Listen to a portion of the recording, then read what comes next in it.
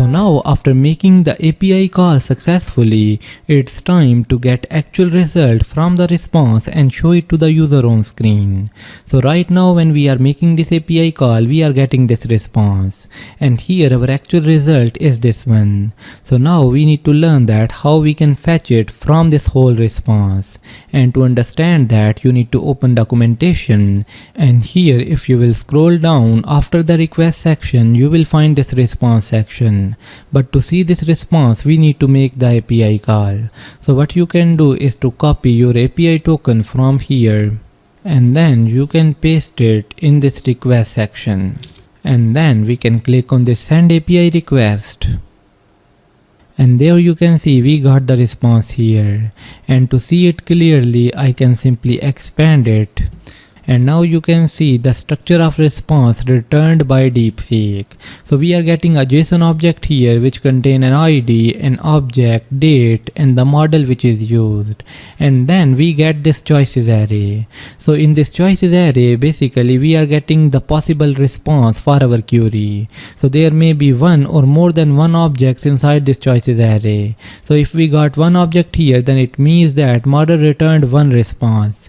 And if we got two objects here, then it means it returned two responses, and so on. Similarly, in the bottom we got the usage section. So here we got our usage detail.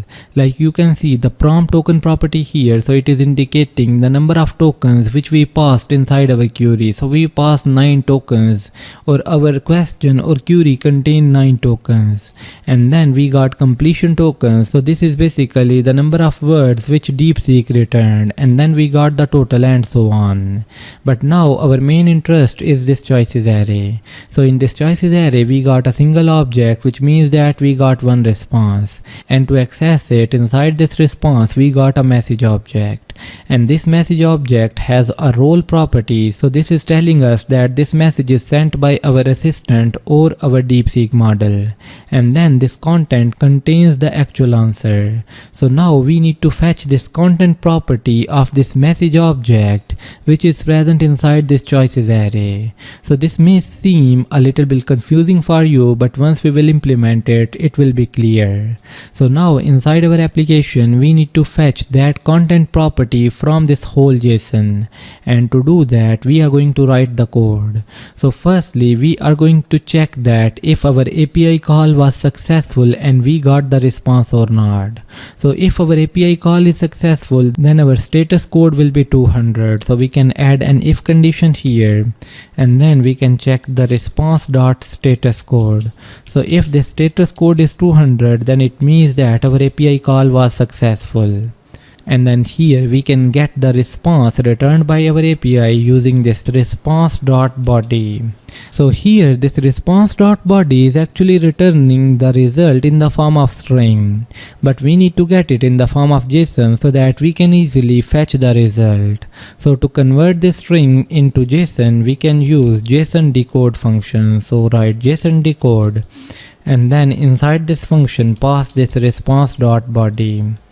And now this function will gonna convert this string into a JSON object, and we can assign the result to like JSON data. So this will be the variable containing our response in the form of JSON. And now to access this content property, which is our actual result, we can use this JSON data object.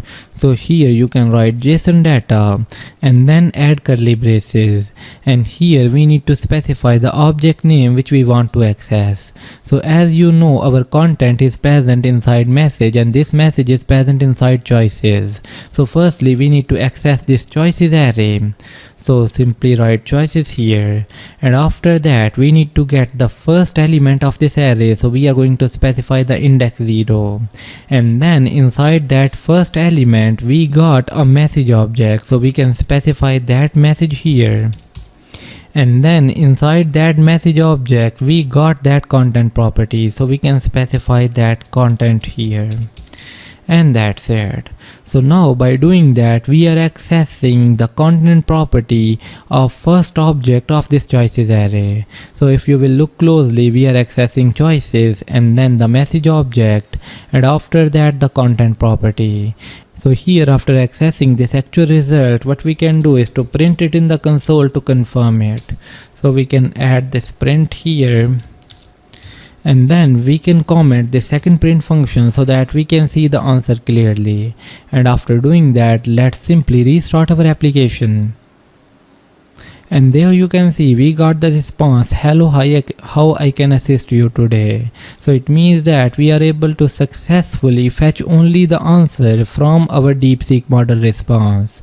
And now we need to show this response to the user in the middle of screen. And also we need to pass the actual question of user to our DeepSeek model.